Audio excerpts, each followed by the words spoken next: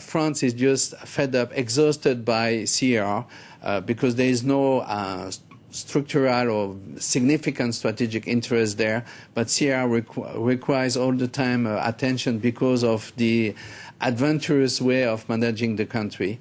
France feels that this time it should just let the regional organization, which means essentially Chad and Congo-Brazzaville, lead the mediation and get a solution for the country.